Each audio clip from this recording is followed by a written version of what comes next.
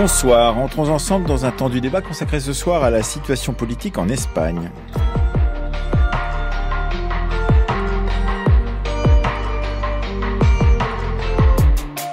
À l'ordre du jour ce soir, Espagne, la gauche paye-t-elle ses avancées sociétales? Pour ouvrir la période de 6 mois pendant laquelle son pays présidera à l'Europe, le chef du gouvernement espagnol Pedro Sánchez s'est rendu samedi à Kiev en Ukraine. Un voyage important destiné à redire à l'Ukraine le soutien européen, mais aussi peut-être à l'Espagne le rôle que ce pays joue dans l'équilibre du continent. Car Pedro Sánchez joue gros ces temps-ci, il pourrait ne pas être là pour transmettre dans 6 mois la présidence européenne à la Belgique. C'est en janvier prochain. Les élections générales ont en effet été avancées par lui au 23 juillet prochain, à la fin de ce mois, après la défaite de sa coalition de gauche aux récentes élections régionales et municipales. Le Parti populaire de droite a passé des accords locaux avec le parti Vox, plus à droite encore que lui, et frappe très fort sur la gauche de Sánchez pour avoir passé, entre autres, des alliances locales avec des extrémistes basques issus de l'ETA, mais aussi pour avoir fait voter des lois sur les violences sexuelles et sur la transidentité. Nous allons en parler avec nos 3 invités. Juan José Dorado, est-ce que justement vous avez vu monter justement ces lois, en particulier ces lois sur les violences sexuelles qui, dit-on, ont été mal construites en particulier, et puis également cette loi sur la transidentité avec d'autres types de lois qui, d'une certaine manière, auraient braqué une partie de l'électorat, y compris d'ailleurs une électorat du PSOE, le Parti socialiste espagnol, qui en particulier des féministes du Parti socialiste espagnol, des féministes dont on dit qu'elles sont universalistes, n'auraient pas apprécié en particulier cette question sur la transidentité.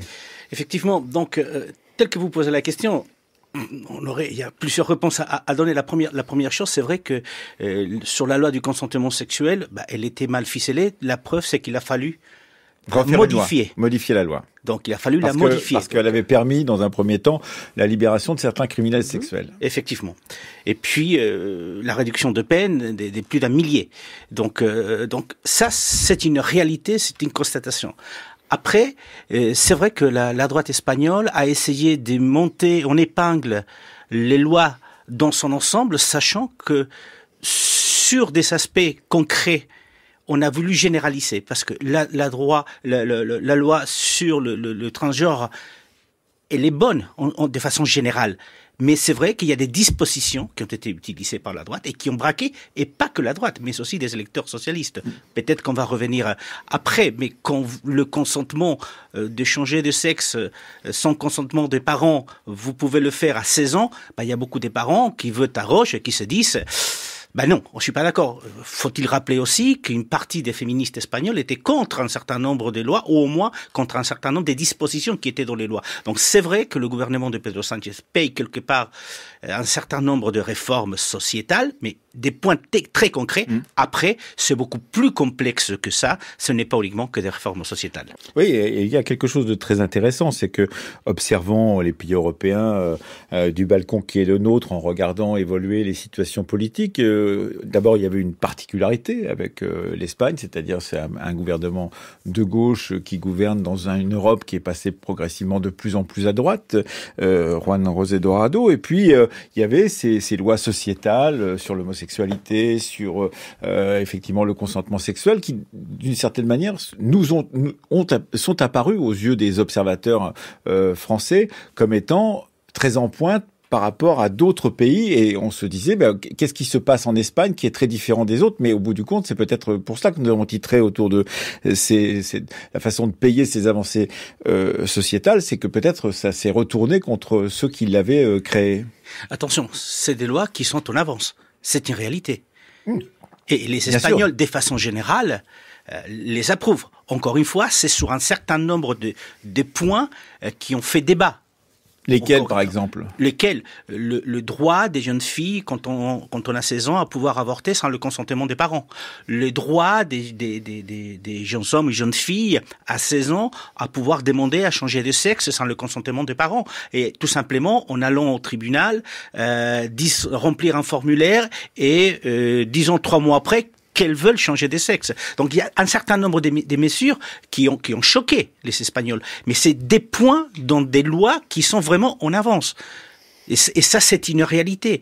C'est vrai que une partie des Espagnols sont assez fiers de se trouver sur certains points justement en avance par rapport au reste de l'Europe, d'être montrés comme une sorte de modèle sur certains points. Les périodes d'arrêt de maladie pour les menstruations douloureuses des femmes, c'est aussi les lois espagnoles qui l'ont approuvé. Donc, ne faisons pas l'amalgame. Les lois espagnoles sont en avance. D'ailleurs, la France copie un certain nombre de ces lois, justement. Mais c'est vrai, c'est des points très concrets.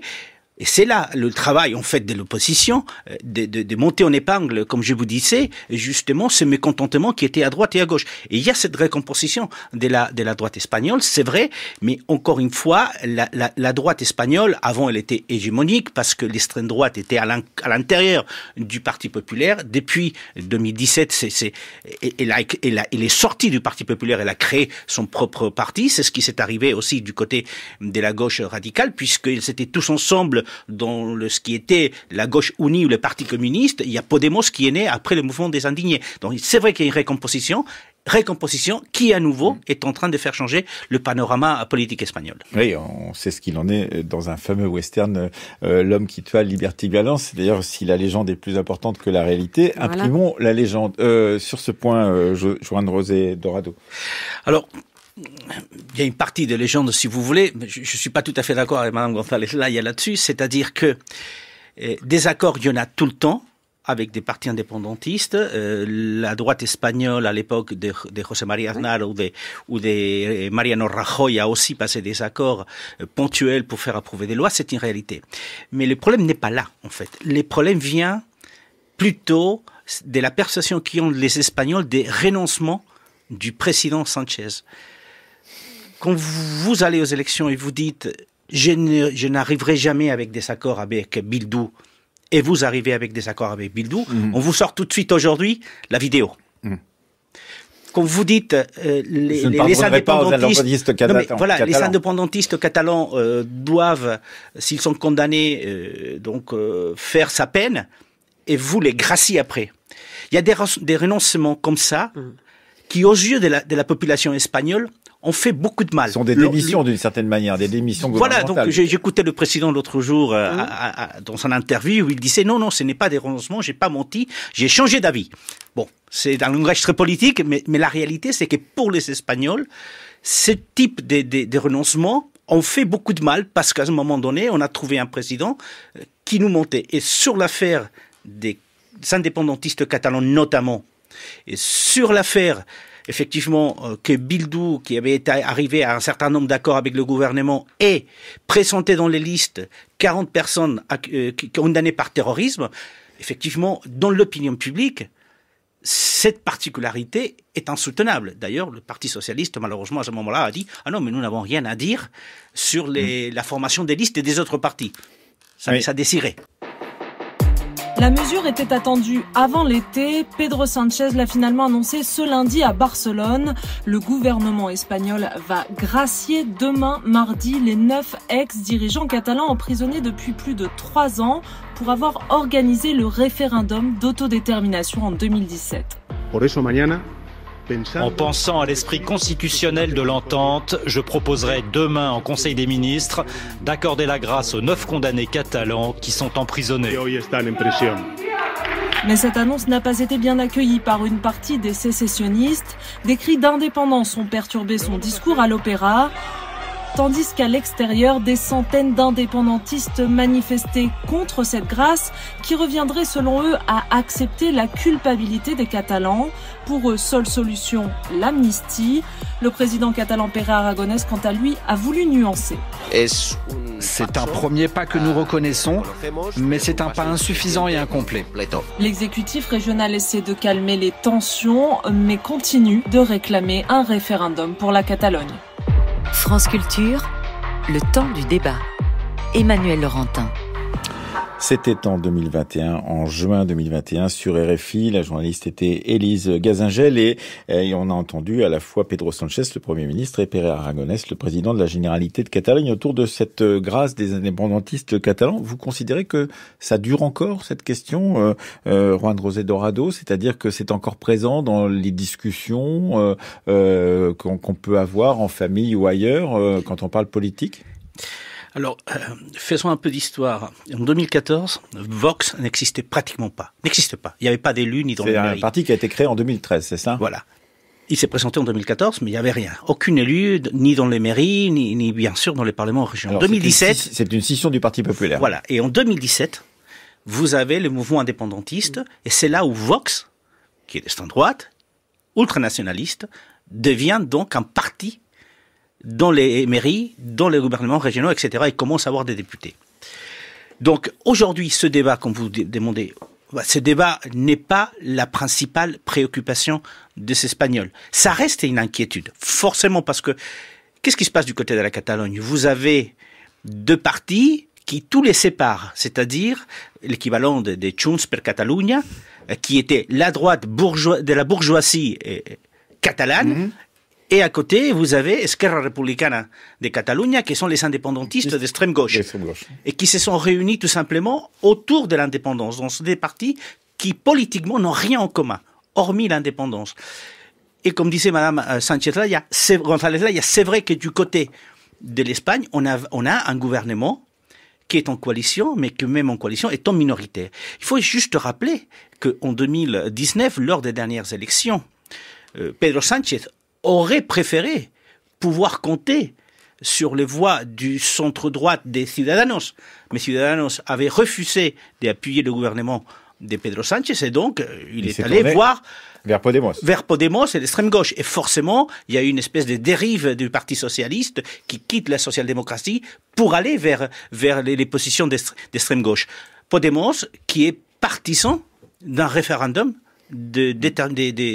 en Catalogne. Ça, c'est une réalité. Donc, comment faire vivre tout ça à l'intérieur du Parti socialiste, c'est extrêmement compliqué. Mais à l'intérieur de l'Espagne, c'est encore plus compliqué parce que vous soyez de Valence, d'Alicante, de l'Andalousie ou d'Extrémadure, forcément, vous ne voyez pas ça avec des yeux ravis. Je suis tout à fait d'accord. D'ailleurs, effectivement, les sentiments d'appartenance à l'Espagne est plus important maintenant en Catalogne qu'elle ne l'était il y a quelques années. Mais au Pays Basque aussi, on se rend pas compte. Mais il y a beaucoup moins d'indépendantistes ou des gens qui souhaitent se séparer de l'Espagne aussi du côté du Pays Basque et où il y a eu, à un moment donné, aussi un mouvement indépendantiste qui cherchait à se séparer de l'Espagne, le plan Ibarretxe notamment, mais qui n'est pas passé, mais qui a suivi les voies légales qui sont constitutionnelles en Espagne. Mais j'aimerais revenir sur deux aspects. C'est que Pedro Sánchez doit, depuis qu'il est arrivé au gouvernement après la motion de censure en 2018, jouer un jeu d'équilibrisme. C'est un équilibriste. Parce que vous avez Podemos, qui met en cause la transition espagnole, qui est la base sur laquelle s'est construite la démocratie espagnole, et qui n'est pas d'accord avec les résultats de cette transition espagnole, passer d'une dictature de 40 ans à une démocratie sans heurte, sans guerre civile. Et puis, aussi, parfois on oublie, mais à l'intérieur du Parti socialiste, il faut se rappeler qu'en 2016, Pedro Sánchez a été obligé de démissionner et de quitter le Parti socialiste. Son propre parti l'a poussé vers la porte. Donc il joue à un jeu d'équilibrisme. Il a modifié les jeux des pouvoirs à l'intérieur du Parti socialiste, mais effectivement, il y a un certain nombre, un électorat, qui est là depuis très longtemps et qui effectivement, leur sentiment d'appartenance à l'Espagne se marie mal avec toute approche vers les idées indépendantistes en Catalogne ou au Pays Basque, quoique moins aujourd'hui. Juan José Dorado. Deux choses. La première chose, en parlant des Vox, c'est que l'extrême droite en Espagne, elle s'installe plus ou moins, mais elle est très loin d'avoir le même niveau qu'en Italie, voire en France. Parfois, on se rend pas compte, on parle beaucoup de... Pas 30% des voix. Effectivement, aujourd'hui, Vox au Parlement, c'est à peine 15%, même pas. Et vu pour les estimations à venir, ça va tomber même à 10%. Donc, con quoi l'extrême droite arrive à un niveau déjà peut-être trop haut, mais beaucoup moins que dans d'autres pays européens. Et puis, en parlant, je suis pas sûr que les Espagnols regardent lors des élections quel est le poids de l'Espagne au niveau international. Il y a par contre des choses les Espagnols sont pro-européens, même si lors des dernières élections européennes, on constate qu'on vote, il y a beaucoup plus d'abstention qu'il ne l'avait au début de l'arrivée de l'Espagne au marché européen à l'époque. Mais ce qui est vrai aussi, c'est qu'il y a quand même un aspect effectivement de la politique internationale espagnole qui a fait débat et qui fait toujours débat en Espagne. C'est la question du Maroc et le positionnement de l'Espagne par rapport au Sahara occidental, qui est passé d'une position historique, Mme González Laya connaît très bien, à une position complètement radicale où effectivement on est plutôt pour le plan. Et ça, beaucoup d'Espagnols ont du mal à le comprendre. Et ça, par contre, dans cette relation avec le Maroc, qui a toujours été assez conflictif, peut peser à un certain moment.